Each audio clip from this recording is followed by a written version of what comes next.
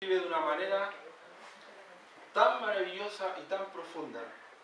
Algo encontró el apóstol Pablo en el Evangelio que lo hizo convertirse en el misionero más importante que ha tenido la iglesia jamás en la historia.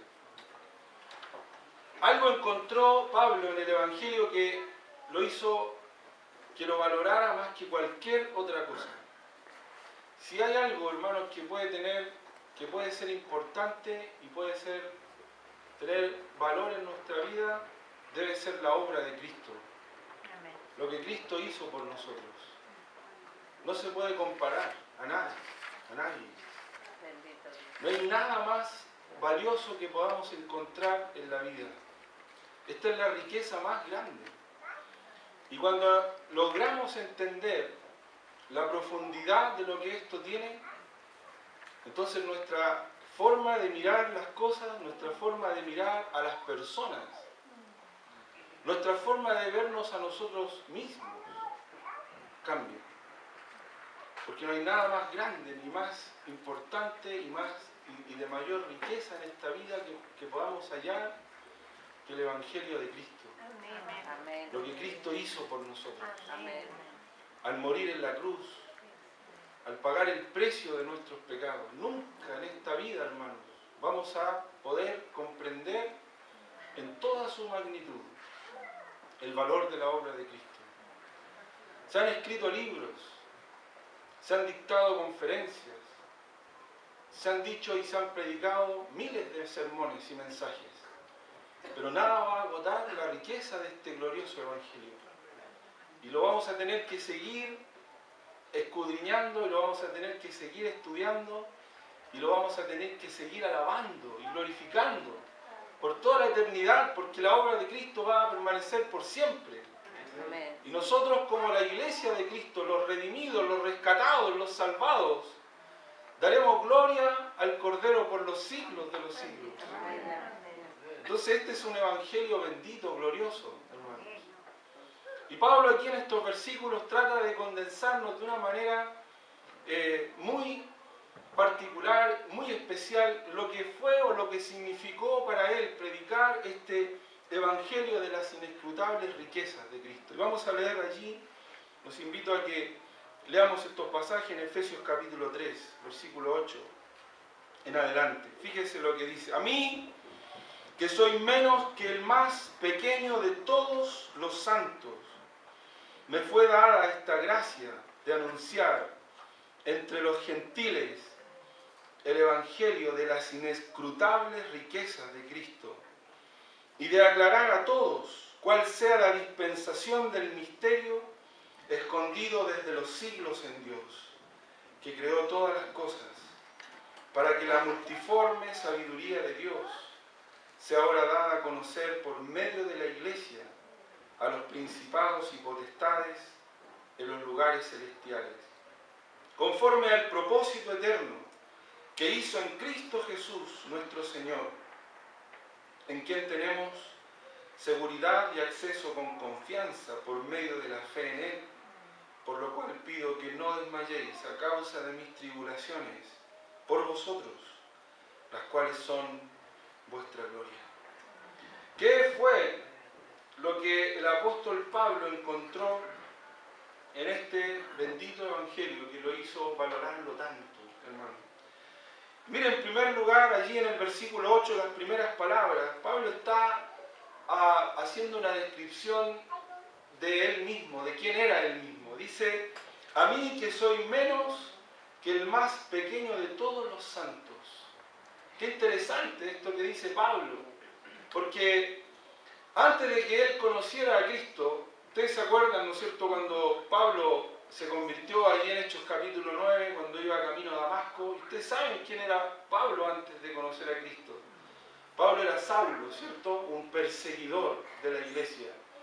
Y es interesante porque, así como varios otros hombres en la Biblia, Pablo, a él le fue cambiado el nombre, ¿cierto? Se llamaba Saulo, y usted sabe lo que significaba Saulo o por qué recibió ese nombre. Pablo era de la tribu de Benjamín, y el hombre más prominente en la historia de la tribu de Benjamín ¿Se acuerdan ustedes quién fue? El rey Saúl. Entonces, Saulo recibió este nombre, ¿no es cierto?, como una forma de ensalzar o exaltar un poco la persona de este hombre, ¿cierto? Los padres cuando lo nombraron, cuando le pusieron el nombre, de alguna forma quisieron transmitir en el nombre de su hijo, ¿verdad?, lo que ellos querían ver. Y Pablo lo dice, él no tiene temor de reconocer en varios pasajes, ¿no es cierto?, de la Escritura, quién había sido él antes de conocer al Señor. Pero después, cuando él conoce a Cristo, cuando él comprende el Evangelio y tiene su encuentro personal con el Señor Jesucristo, su nombre es cambiado. Y ya no es Saulo, ahora es Pablo. Y Pablo significa pequeño. Y en realidad Pablo era la tradición, la historia de la iglesia nos dice que Pablo era un hombre de baja estatura, ¿ya? Era pequeño.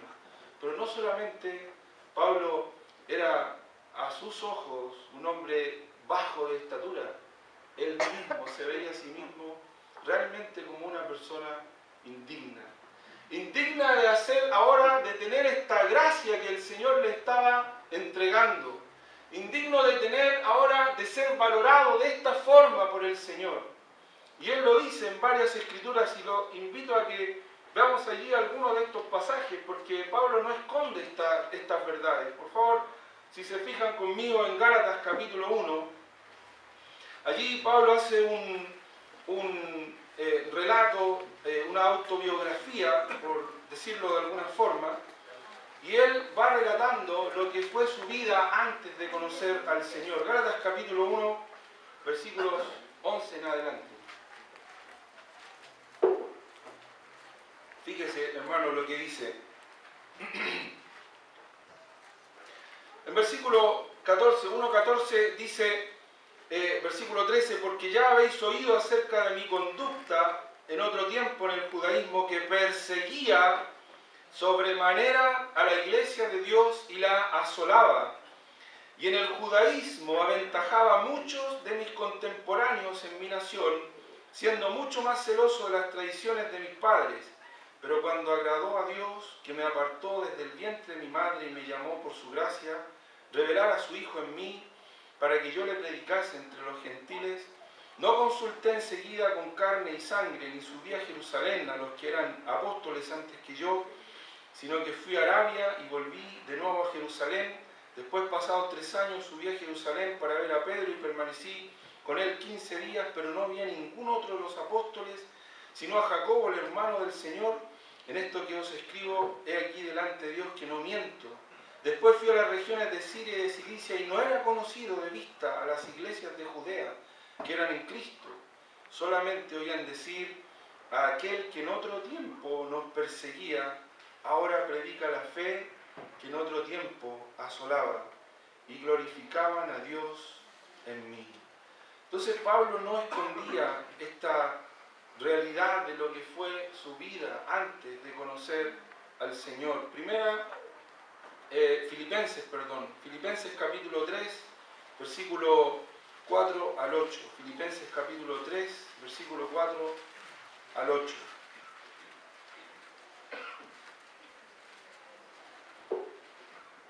Aunque yo tengo también de qué confiar en la carne, si alguno piensa que tiene de qué confiar en la carne, yo más.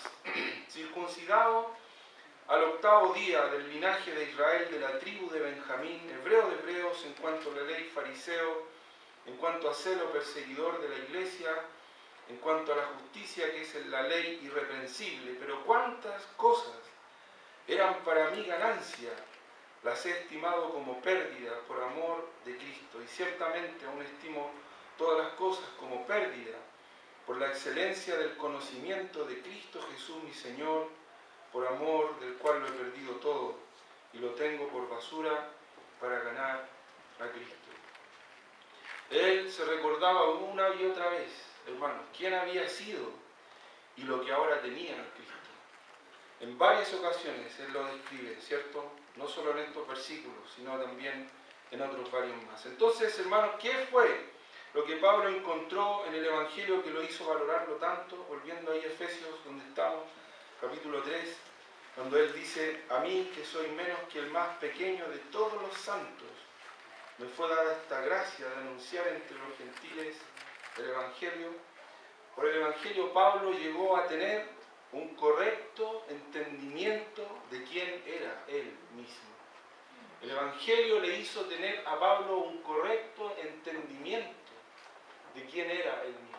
Hermanos, cuando nosotros venimos a Cristo, tenemos que ser confrontados con quienes somos. Nosotros estamos perdidos, hermanos. Nosotros estábamos sin Cristo, estábamos en oscuridad. ¿Qué hubiera sido, hermano, de nosotros si el Señor no nos hubiera rescatado? ¿Qué hubiera sido de nosotros si el Señor no hubiese salido a buscarnos? Si el Señor no hubiese sido ese buen pastor que salió a buscar lo que se había perdido. ¿Qué hubiera sido de nosotros si hubiésemos permanecido en oscuridad, hermano? La Biblia nos describe como muertos espiritualmente. La Biblia nos describe a aquel que no tiene a Cristo como uno que está cegado por el diablo, con el entendimiento entenebrecido. ¿Qué hubiera sido, hermano, si el Evangelio de Cristo no nos hubiera alumbrado? Y eso es lo que Pablo llegó a comprender cuando él miraba su vida. Cuando él miraba su vida y veía hacia atrás, veía a un hombre lleno de orgullo, a un hombre lleno de vanagloria, a un hombre confiado en sí mismo, confiado en sus habilidades, confiado en sus capacidades, confiado en su sabiduría, confiado en su propia justicia, pero perdido en ignorancia, en incredulidad. Fíjese, por favor, también allí conmigo en 1 Timoteo. No sé si hay una descripción que haga el mismo Pablo acerca de él, más clara que esta, que está allí en 1 Timoteo, capítulo 1, versículo 12. 1 Timoteo, capítulo 1, versículo 12. Doy gracias al que me fortaleció, a Cristo Jesús nuestro Señor, porque me tuvo por fiel poniéndome en el ministerio, habiendo yo sido antes blasfemo, perseguidor, injuriador, mas fui recibido a misericordia, porque lo hice por ignorancia, en incredulidad. Pero la gracia de nuestro Señor Jesús, de nuestro Señor, fue más abundante con la fe y el amor que es en Cristo Jesús. Palabra fiel y digna de ser recibida por todos, que Cristo Jesús vino al mundo para salvar a los pecadores, de los cuales yo soy el primero. ¿Sabe, hermanos? Cuando llegamos a recordar y a entender bien quiénes éramos sin Cristo y lo que ahora tenemos en Cristo, ¿sabe? No podemos callarnos. No podemos dejar de mirar a las personas que no tienen al Señor con esa empatía, con esa conmiseración, con ese amor, sabiendo de que ellos no tienen la verdad, que no han encontrado todavía a Cristo y que están cegados y que están perdidos. No somos indiferentes. No puedo dejar de pensar cuando el Señor Jesús contó la historia, cuando le hicieron la pregunta, ¿no es cierto?, acerca de los mandamientos. ¿Cuál era el principal de todos los mandamientos?, ¿cierto? Y el Señor les dijo que el principal mandamiento era amar a Dios por sobre todas las cosas, con todo el corazón, con toda la mente, con toda la fuerza, y amar al prójimo como a sí mismo. Y entonces ahí inmediatamente saltan los escribas y fariseos y le dicen: y bueno, ¿y quién es nuestro prójimo? Y el Señor cuenta una historia que los derribó, los derrumbó, ¿cierto? Y les cuenta esa historia del buen samaritano. Cómo un hombre herido, tirado allí en el camino, va, ¿no es cierto?, y pasa un levita, le ve y le ignora, no le presta ninguna importancia. Pero va también allí un sacerdote y hace lo mismo. Finalmente viene un samaritano y se baja de su cabalgadura, se acerca, le echa y le pone aceite en las heridas, le venda las heridas, lo pone sobre su cabalgadura, lo lleva a la ciudad, lo encarga a una persona y paga todos los costos que sea necesario para que esa persona se salve. Y allí el Señor les pregunta después a ellos, ¿quién entonces es el prójimo? ¿Quién es el verdadero prójimo? ¿Verdad? Hermanos, cuando nosotros llegamos a entender cuando tenemos un correcto entendimiento de quiénes fuimos antes de que Cristo nos rescatara, y quiénes fuimos cuando estábamos perdidos, entonces vamos a sentir una compasión y una empatía por aquellos que todavía no tienen a Cristo y que necesitan el Evangelio. No vamos a ser indiferentes. Por eso que Pablo no era indiferente, él no tenía vergüenza del Evangelio, hermano, porque él sabía que este Evangelio poderoso de las inescrutables riquezas de Cristo transforma la vida, la cambia, de dentro hacia afuera. Hace de nosotros una nueva criatura. Y todas las cosas viejas pasaron, y aquí todas son hechas nuevas. Pero es bueno, hermano, que no olvidemos de dónde nos rescató el Señor. No que seamos como el salmista que dijo, gracias Señor, porque me sacaste del lodo cenagoso y pusiste mi pie sobre la roca. Que podamos decir eso también, hermanos queridos. Entonces Pablo tenía esta apreciación del Evangelio porque él había llegado a comprender quién era él mismo y la indignidad que él tenía como hombre de cumplir y de hacer esta labor tan maravillosa y llena de gracia y misericordia que el Señor le había encargado. Él se sentía como la persona menos digna de hacer esto, hermano. ¿Sabe? Espero que en esta noche no haya nadie aquí, en esta sala, que crea que le está haciendo un favor a Dios por estar aquí. Espero que no haya nadie en esta noche, hermanos queridos, que piense que por estar en este lugar le estamos haciendo a Dios un favor. No, ¿saben? El que ha tenido favor con nosotros es el Señor. Él nos ha favorecido a nosotros. Él es quien nos ha amado y Él es el que ha permitido que nosotros podamos estar en este día aquí. Y no solo este día, siempre. Que podamos estar en la presencia de Dios, porque no son nuestros méritos, son solamente los méritos de Cristo. Pero mire, en segundo lugar, Pablo también tiene esta consideración del Evangelio, porque dice allí, fíjese la siguiente frase, volviendo a Efesios capítulo 3, versículo 8, a mí que soy menos que el más pequeño de todos los santos, me fue dada esta gracia de anunciar entre los gentiles, de proclamar entre los gentiles el Evangelio de las inescrutables riquezas de Cristo. En el capítulo 1 de Efesios, Pablo se explaya hablando de estas infinitas riquezas espirituales que ahora tenemos en Cristo Jesús. Hermano, nos faltaría tiempo, en verdad, para predicar mensajes y sermones acerca de las bendiciones espirituales que tenemos en Cristo. Si ustedes leen el capítulo 1 se va a dar cuenta que esas bendiciones ya las tenemos. Dice el versículo 3 del capítulo 1, bendito sea el Dios y Padre de nuestro Señor Jesucristo, que nos bendijo con toda bendición espiritual en los lugares celestiales en Cristo. Ya son nuestras, hermanos. El Señor ya nos ve a nosotros sentados en los lugares celestiales con Cristo. Si bien es cierto, todavía estamos aquí en este mundo. Y todavía en este mundo a lo mejor, hermanos, sufrimos y padecemos muchas cosas. Sufrimos carencias, pasamos necesidades, pasamos angustias. Pero nosotros somos ricos, hermanos. Amén. Somos ricos en la herencia espiritual que está reservada para nosotros. Y aquí el apóstol Pablo las describe, estas cosas que él tenía que anunciar entre los gentiles, como las inescrutables riquezas de Cristo. Las inescrutables riquezas de Cristo. Pablo usó aquí una palabra en griego, una palabra muy difícil. Nunca me gusta decir las palabras en griego porque ni siquiera sé si las voy a decir correctamente o no, así que no me quiero atribuir ninguna cosa, ¿ya? Pero ahí la tengo anotada, si a alguien le interesa después se la puedo dar. Y la palabra que él utiliza es para describir las riquezas del Evangelio de Cristo. Es una palabra que significa literalmente que no pueden ser rastreadas. En nuestra traducción fue traducida como inescrutables. Pero hay un escritor, un predicador cristiano que ya está con el Señor, llamado John Stott, que dice que la palabra más cercana, la palabra que más se le acerca es la palabra infinita.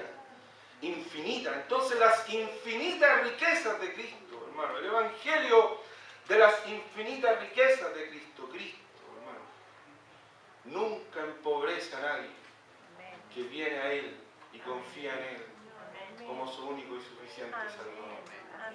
¿Sabe? El apóstol Pablo dice allí en 2 Corintios capítulo 8 versículo 9 que el Señor, Él siendo rico, ¿qué se hizo? Él se hizo pobre para que por medio de su pobreza nosotros fuésemos enriquecidos. ¿Sabes? Es increíble cómo los hombres se desesperan por las riquezas de este mundo.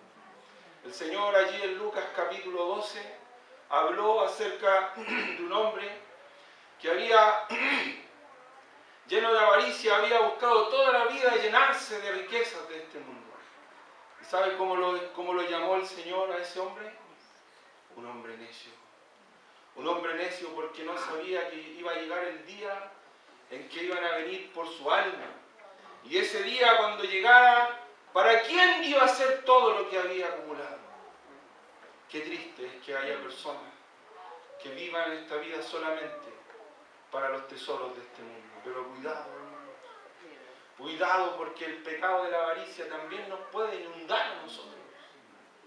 Y el Señor Jesucristo también nos advirtió y nos dijo que donde estuviera nuestro tesoro, allí iba a estar también nuestro corazón.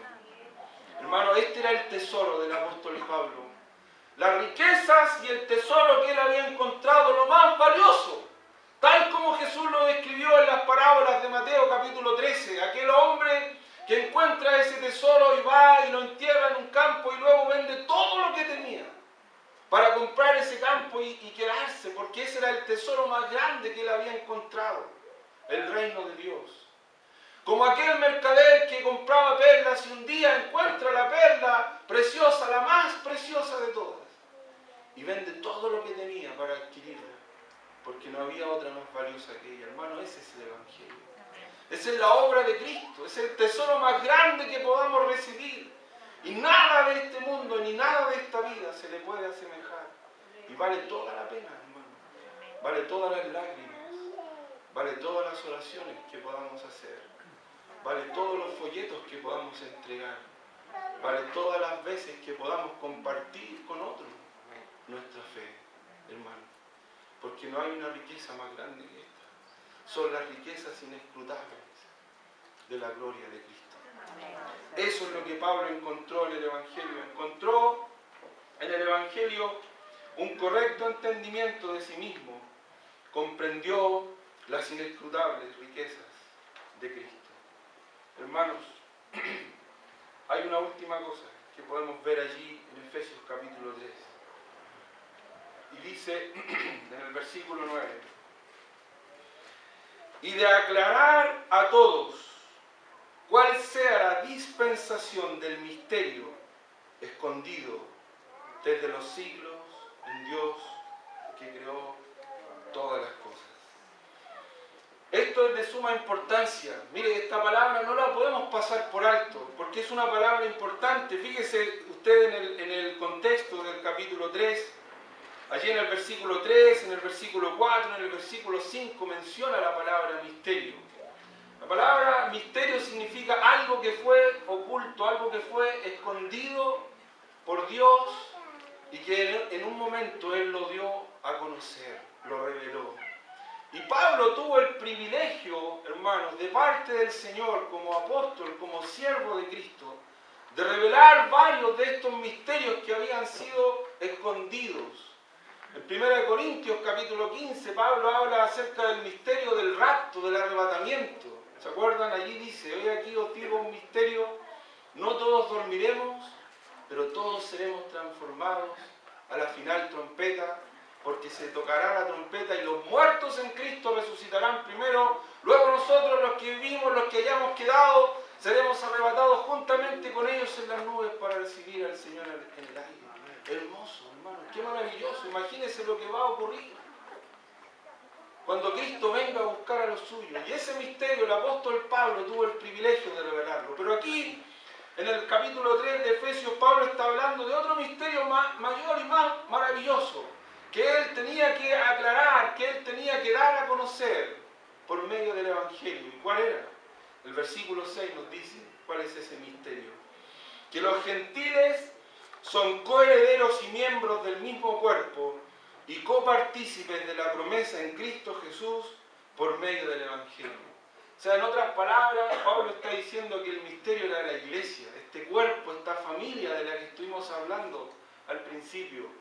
Los judíos pensaban, ellos siempre creyeron que eran el único pueblo escogido, que no había otro pueblo que Dios pudiera llamar y que Dios pudiera escoger. Pero Dios sí tenía otras ovejas, como dijo el Señor en Juan capítulo 10, que llamar.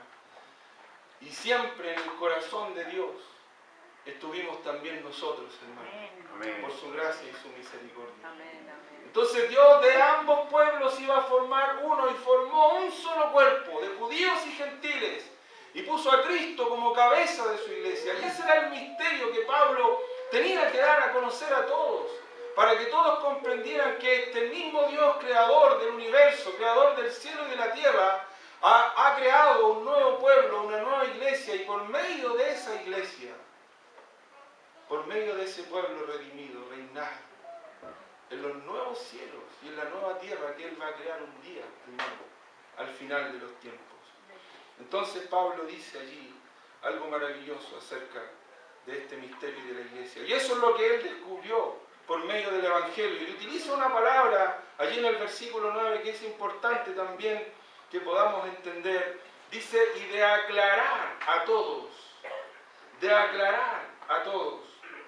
Y la idea que significa esta palabra es que Él tenía el ministerio de traer luz, hermano, de iluminar por medio del Evangelio las mentes oscurecidas por causa del pecado. Vamos a leer allí un pasaje en 2 Corintios capítulo 4, fíjense conmigo, hermanos, para que podamos tener más claridad con respecto a lo que significa esto de aclarar a todos.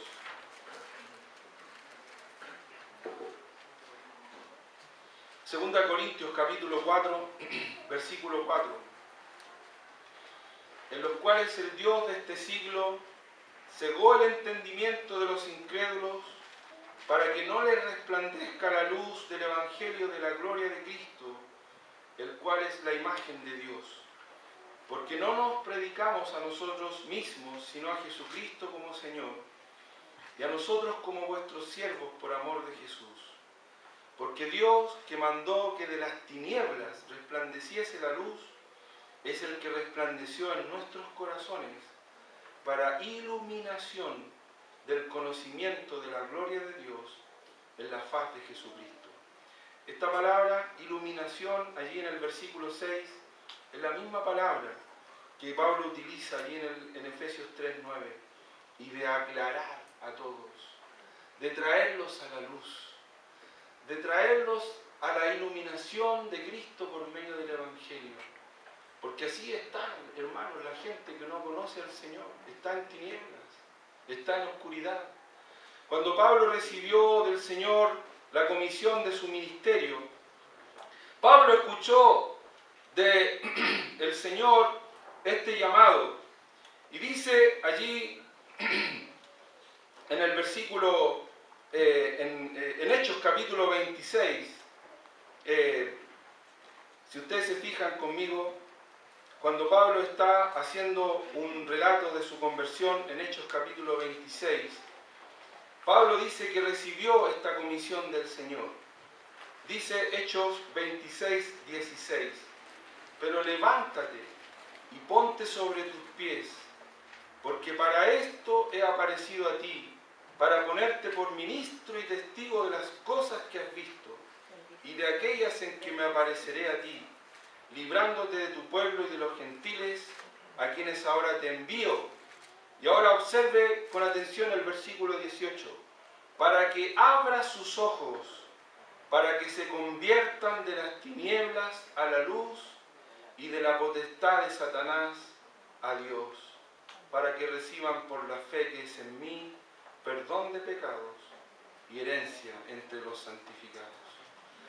¿Por qué era tan importante, hermanos, entonces para Pablo el Evangelio? Porque en primer lugar, él comprendió quién era él mismo cuando conoció a Cristo.